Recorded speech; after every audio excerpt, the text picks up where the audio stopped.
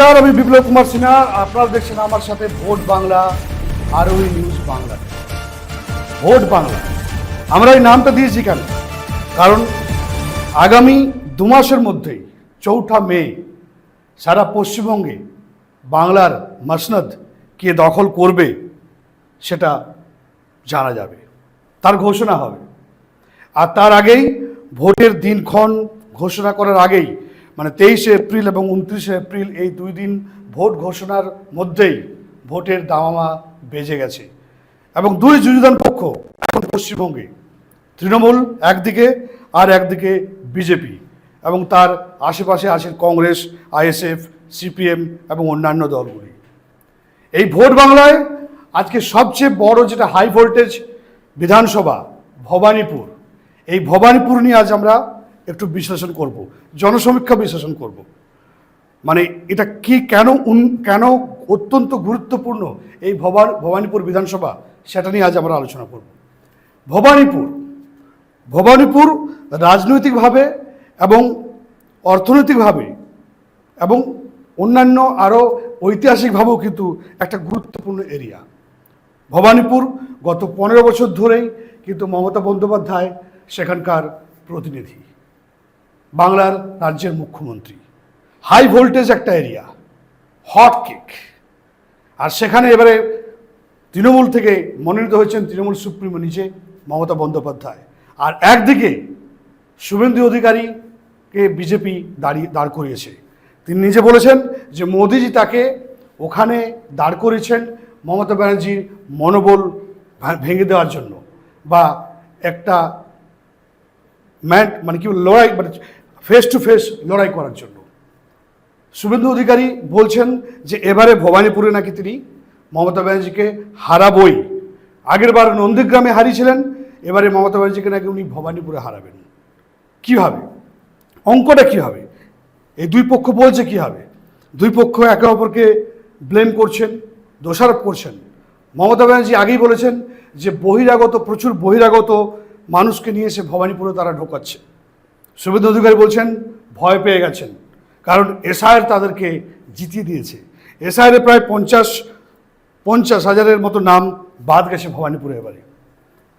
এই এলাকার উন্নয়ন এবং রাজনৈতিক যে জায়গাগুলো আছে সেইগুলো সম্পর্কে আমরা কয়েকটা পয়েন্ট লিখেছিলাম এবং সেগুলো পড়ে শোনাব। ভবানীপুর মূলত পশ্চিমবঙ্গের কলকাতা জেলার একটি অত্যন্ত গুরুত্বপূর্ণ রাজনৈতিক বিধানসভা কেন্দ্র, যা দক্ষিণ কলকাতায় অবস্থিত। এটি রাজ্যের মুখ্যমন্ত্রী মমতা বন্দ্যোপাধ্যায়ের নির্বাচনী এলাকা বলে কিন্তু পরিচিত।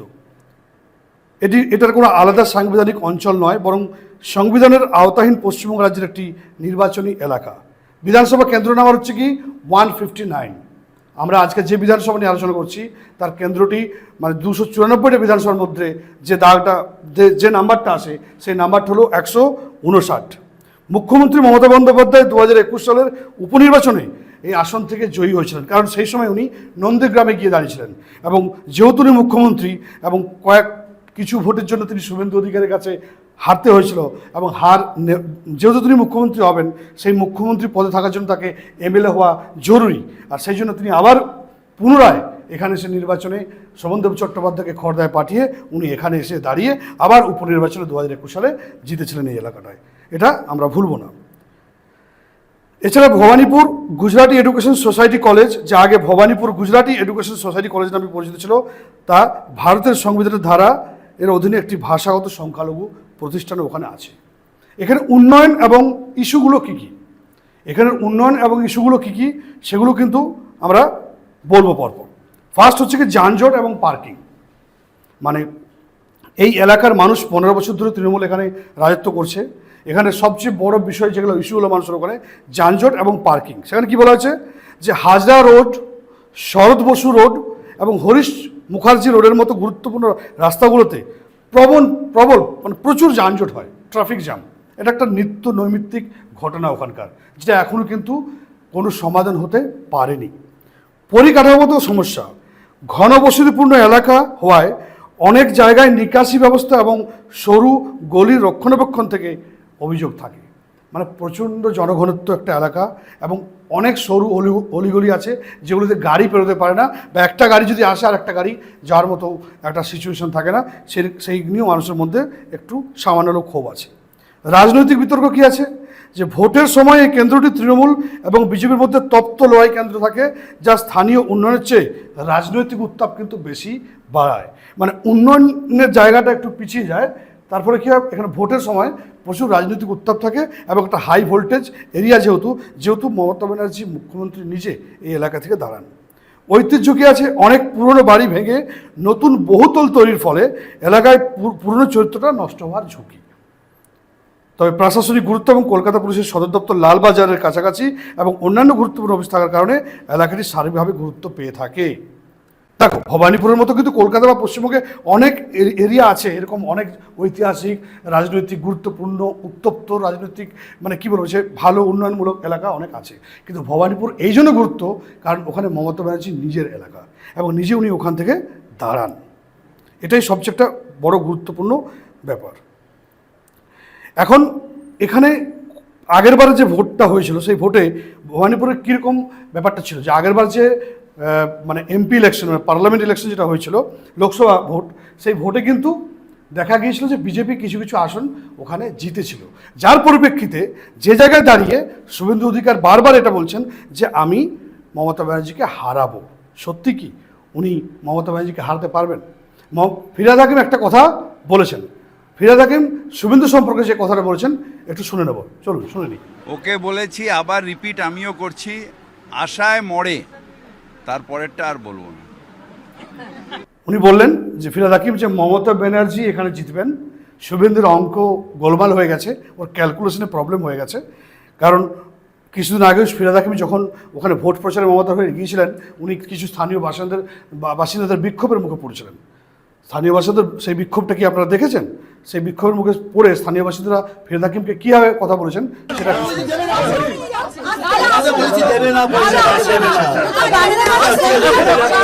তো এটার উপর জোর করে বিজেপির বক্তব্য যে স্থানীয় মানুষের মধ্যে প্রচণ্ড পরিমাণ ক্ষোভ, কারণ নিকাশি জল ব্যবস্থা এবং জলের যে মানে পরিবন্টন বা জলের যে ব্যবস্থা আর নিকাশি ব্যবস্থা, এই দুটোই কিন্তু খুব ওখানে দুর্বল এবং খুব সেভাবে উন্নয়ন হয়নি। সেই জন্য যখন ফিরহাদ হাকিম উনি গিয়েছিলেন তখন কিন্তু মমতা ব্যানার্জির মানে কী বলবো যে হয়ে প্রচার করতে, তখন কিন্তু এই কথাটা বলেছিলেন। কিন্তু ফিরহাদ হাকিম একটা কথা বললেন যে শুভেন্দু ক্যালকুলেশনে ভুল হয়ে গেছে, কারণ এখানে 2 আর 2 4ই হবে, এখানে পুরোপুরি ভোটটা কিন্তু মমতা ব্যানার্জির দিকে আসবে।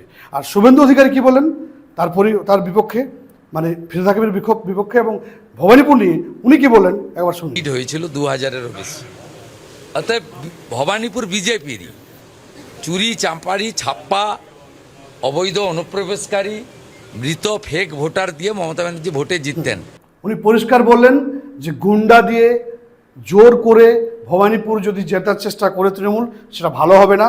কারণ যদি গুন্ডা দিয়ে আর জোর না করে, যদি পরিষ্কার সুস্পষ্ট ভোট হয়, তাহলে এখানে বিজেপি জিতছেই। কারণ আগেরবারেও টোটাল এই ওয়ার্ডে কিন্তু কলকাতা পৌরসভা অন্তর্গত ভবানীপুর এলাকায় কিন্তু 8টা ওয়ার্ড আছে, টোটাল 8টা কাউন্সিলর, তার বেশিরভাগই কাউন্সিলিং কিন্তু তৃণমূলের, কিন্তু 1-2 হয়তো ওখানে বিজেপি, আমার কাছে তথ্য অ্যাকচুয়ালি জানা নেই, কিন্তু 1-2 জায়গায় বিজেপি কিন্তু একটু বেশি ভোটে এগিয়ে ছিল। তার উপর বেস করে এটা একটা, দেখো সবচেয়ে বড় বিষয় হলো বস, এটা একটা সাইকোলজিক্যাল একটা ফাইট। কারণ মমতা ব্যানার্জি নিজে একজন ক্যান্ডিডেটর বিং চিফ মিনিস্টার, আর শুভেন্দু অধিকার হচ্ছেন বিরোধী দলনেতা, উনিও কিন্তু জিতলে চিফ মিনিস্টার হবেন, এরকম একটা ব্যাপার। সেই জায়গায় যেহেতু শুভেন্দু অধিকারী আগেরবার নন্দীগ্রামে মমতা ব্যানার্জিকে হারিয়েছিলেন, শুভেন্দু অধিকারী এখন একটা সেই কনফিডেন্ট বা আত্মবিশ্বাসের সাথে বলছেন যে তিনি এবারও ভবানীপুরে মমতা ব্যানার্জির ঘরে ঢুকে ওনাকে গোল দেবেন বা হারাবেন। এই আত্মবিশ্বাস, এটা একটা আত্মবিশ্বাস। যখন মমতা ব্যানার্জিকে এই শুভেন্দু অধিকারের দাঁড়ানো নিয়ে বা জেতা নিয়ে যে শুভেন্দু অধিকারী জিতবেন বলেছেন, তখন প্রশ্ন করা হয়েছিল, তখন মমতা ব্যানার্জি কি বলেছেন? Please don't ask me this question, it's a personal question. My party list I have announced. উনি তখন পরিষ্কার বলেছিলেন যে আমাকে ব্যক্তিগত কোনো প্রশ্ন করবেন না। কিন্তু প্রশ্নটা কি ব্যক্তিগত? প্রশ্নটা উনি হয়তো রেগে গেলেন বা বলতে চাইলেন না কিছু, কিন্তু সেইভাবে গুরুত্ব দিলেন না। উনি বলেন আমাকে কোনো ব্যক্তিগত প্রশ্ন করবেন না এই ব্যাপারে। এখন এটাই দেখার যে ভবানীপুর যে ট্রেন্ড এখন 2026-এর বিধানসভার যে ট্রেন্ড, এটারও সত্যি কথা যে ভবানীপুরে মমতা ব্যানার্জিকে হারানো মানে পুরো পশ্চিমবঙ্গে তৃণমূলের একটা মনোবল ভেঙে যাওয়া। আপনার কি মত? আপনারা কি ভাবছেন জনগণ কি বলছে এই ভবানীপুর নিয়ে কিন্তু আমাদের যারা সংবাদ প্রতিনিধি আছে তারা কিন্তু পরবর্তীকালে ভিজিট করবেন এবং জনসমক্ষে গিয়ে তাদের কথা এবং তাদের প্রতিক্রিয়া নেবেন, অবশ্যই শুনবেন। কিন্তু আমাদের যে বিশ্লেষণ, যে জনসমীক্ষার বিশ্লেষণ, আমরা ভোট শতাংশ হিসাবে দেখেছি, সেখানে পরিষ্কার এখনো পর্যন্ত যে হাওয়া, সেই হাওয়াটা কিন্তু মমতা ব্যানার্জির দিকেই ভারী। এবং আশা করি এই আমাদের যে অ্যানালিসিস হয়েছে, R&D হয়েছে, যে পর্যালোচনা হয়েছে, সেখানে কিন্তু মমতা ব্যানার্জি কিন্তু আগামী 2026 বিধানসভায় অনেকটাই শুভেন্দু অধিকার থেকে এগিয়ে আছেন। পরবর্তী সময়ে আমরা অন্য একটা বিধানসভা নিয়ে আবার আলোচনা বা বিশ্লেষণ করব যে সেই এলাকাতে তিনি কে দাঁড়িয়েছেন, বা আগে কে ছিলেন, বা পরবর্তীকালে কে দাঁড়িয়েছেন, তা সেই এলাকার উন্নয়ন কী হয়েছে, সেই এলাকার ইস্যু নিয়ে কী কাজ হয়েছে, সেগুলো নিয়ে চরম বিশ্লেষণ শুরু হবে। এবং আমরা আগামী দিনে আবার জানাবো যে সেই এলাকায় ব্যারাকপুর, পরবর্তী সময় আসবে ব্যারাকপুর, পরের যে ভোট বাংলা, সেই ভোট বাংলাতে রাজ চক্রবর্তী ব্যারাকপুর এবং হাই প্রোফাইল ক্যান্ডিডেটচার বিজেপির কৌস্তব বাগচি, তারা কি বলছেন, বা সেই এলাকায় কী কী নিয়ে কাজ হয়েছে এবং কী কাজ বাকি আছে, বা এই দুজনের মধ্যে কে জিততে চলেছেন, সেই নিয়ে আমরা আগাম ইঙ্গিত দেব। এবং আমাদের বিশ্লেষণ করে যেটা জানা গেছে জনসমীক্ষা থেকে, সেটা আবার আপনাদের সামনে তুলে দেবো আগামী পর্বের ভোট বাংলার পর্বে। দেখতে থাকুন Arohi news Bangla, vote Bangla with Biplab Kumar সেনার সাথে। Thank you.